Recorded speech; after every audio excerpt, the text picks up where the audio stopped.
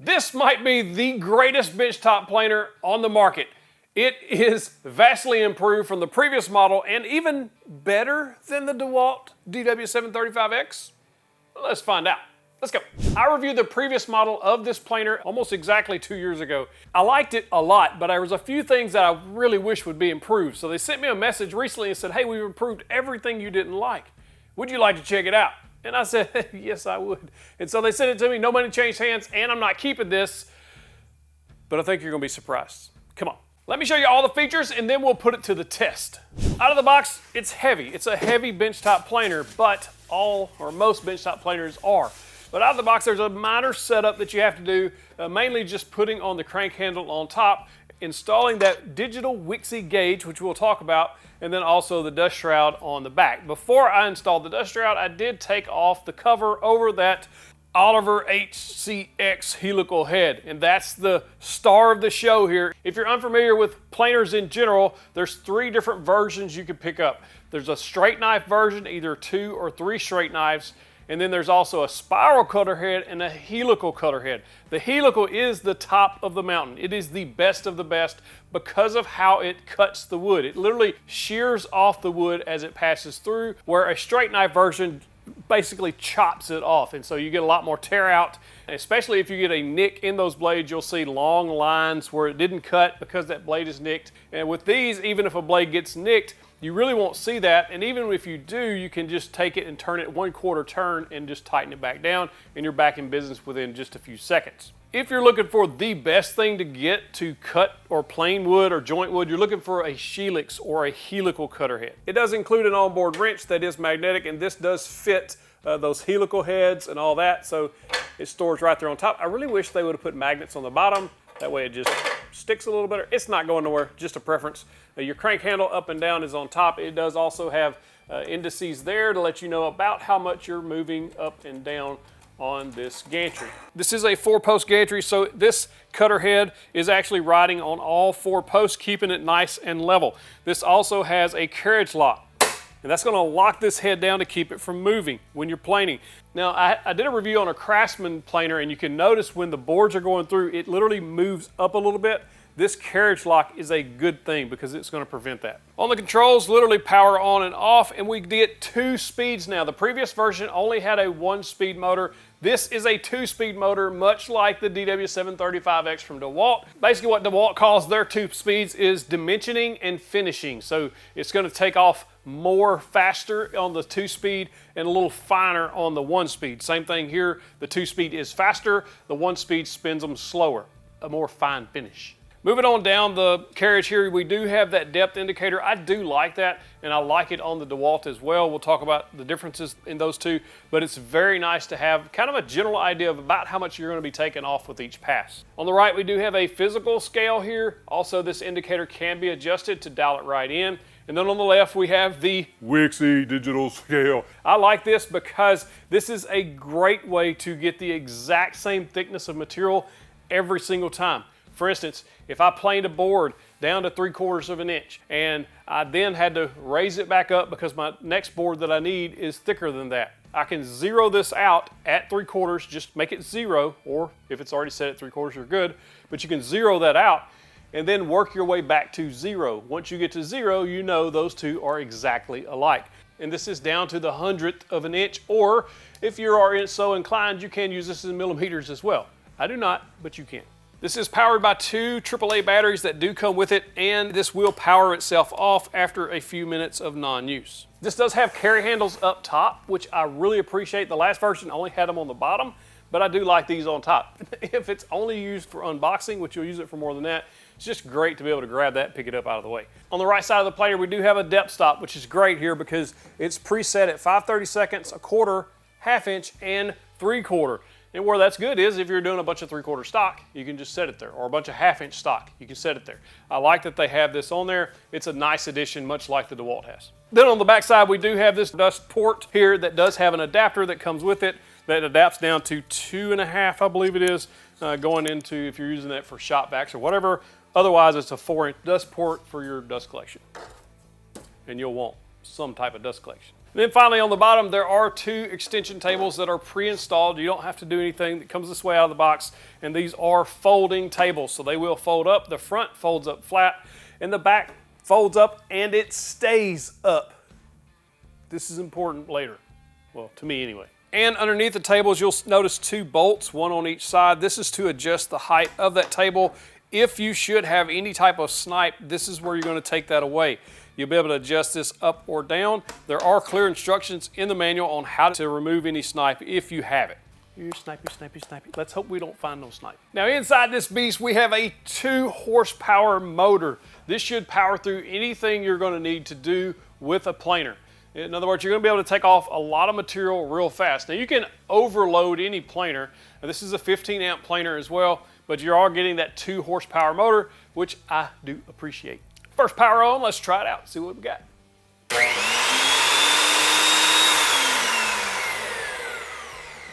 Fairly loud like most any planer is going to be.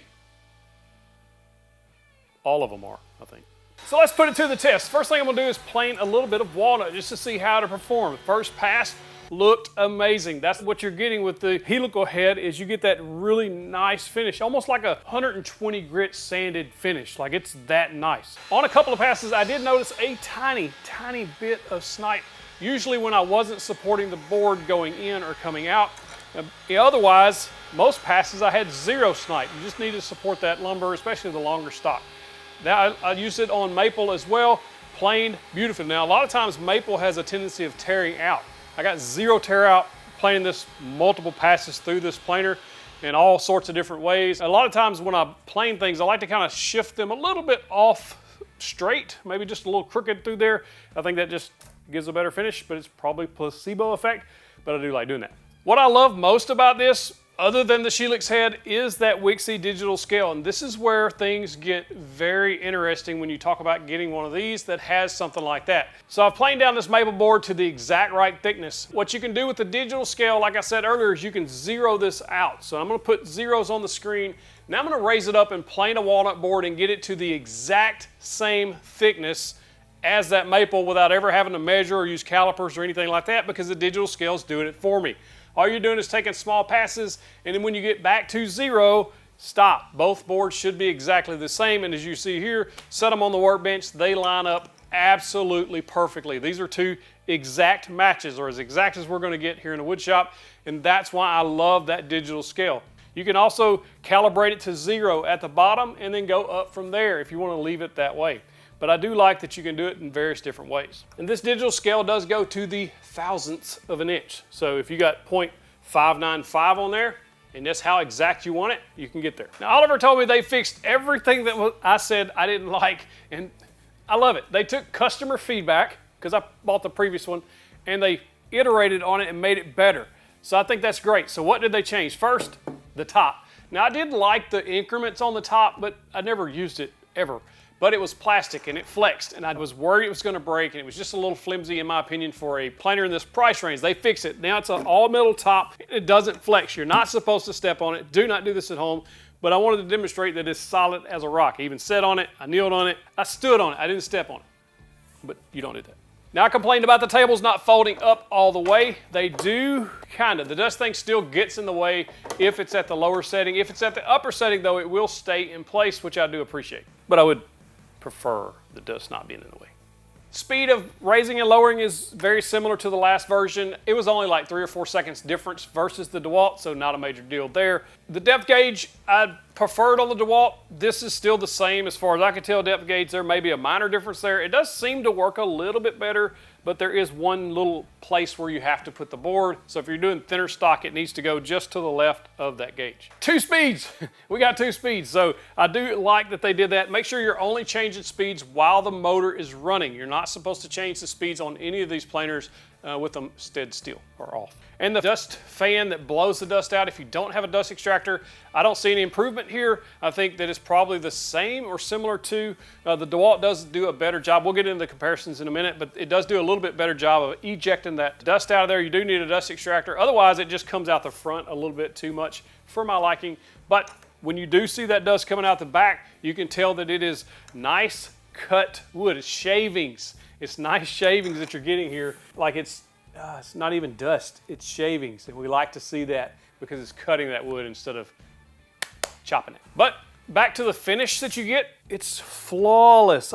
Plain pine, maple, walnut, it all looks absolutely beautiful. So if you're looking for a beautiful finish after you get through with your dimensioning, you put it on that fine setting, on that 2 speeds, glides right through there, it's gonna look really nice. So is the Oliver better than the DW735X DeWALT? The 3-blade version, absolutely. I think this is a better buy if you have the budget.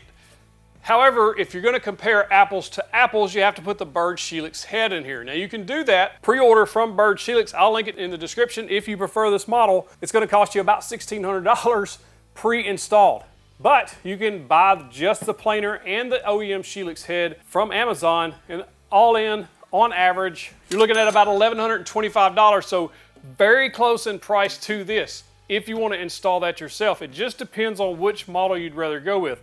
Now, there's a couple of differences here that I'll point out that I think are important. First and foremost, I do like the 4-post design here that this rides up and down on the gantry, and you don't ever have to lock it down. You don't have to worry about remembering to unlock and lock the carriage. Although, even when I had this unlocked, I didn't see it move. If it did, we'll show it here on camera. It was a microscopic amount. I didn't notice it. Where I did in the Craftsman notice it moving up and down. I don't know what horsepower this motor is. They're both 15 amp motors. They both seem like they have about the same amount of power. Never had any issues with power with this one. They both have 2 speeds. This does come factory with that Wixie digital scale, which I absolutely love, which I do think it gives it a leg up. Now there is a scale you can put on your DW735X. I've got a video on how to do that. It's really simple if you want to add that to your setup, but it doesn't come standard. They both have depth stops. They both have folding tables. This is a little bit lighter at about 72 pounds if I remember right, and this one is 92 pounds. So there's 20 pounds difference if you lug these things around, which you should put them on a shop cart like the one I built here. But if you don't, then you're going to be lugging these things around, and 92 versus 72 makes a big difference. As far as footprint goes, the DeWALT does take up a little bit more space when everything is collapsed this way, and the Oliver takes up more this way, so it just depends. The major difference, or the main thing that I think is better on the DeWALT, is still the depth gauge. I do prefer the way it works. The mechanism underneath that hits the board that shows you about how much you're going to take off is almost all the way across here, and still the Oliver is a little bit to the left. I really wish they would have improved that and put it all the way across, similar to what the DeWALT has. It just makes things easier when you're doing thinner stock. On wider stock, it doesn't matter. I just prefer it on the DeWALT. Now, which one of these would I buy with my money? It's hard to say. This is a very, very good option for you. If you're looking for a helical head, and Oliver's been making helical heads for their bigger tools for 20 years now, and now they've brought it down to this 13-inch size. Before, the previous model had a Bird Helix head, which is what is installed in this one. I see no difference in them. They work the same. They do the exact same thing. I think it's just going to come down to which one you would prefer if you're looking for the helical head. When you do have this installed or you install it yourself, you void the warranty according to Bird's website. So that's one thing to note. And with this, you do get that 2-year warranty on the tool itself, but motors and electronics are only 1 year, so it depends on what you're looking at there. Noise level, they both are loud. Just make sure you're wearing hearing protection, eye protection, all that good stuff. I'll drop a link to my favorites in the description if you're interested in what I'm using here.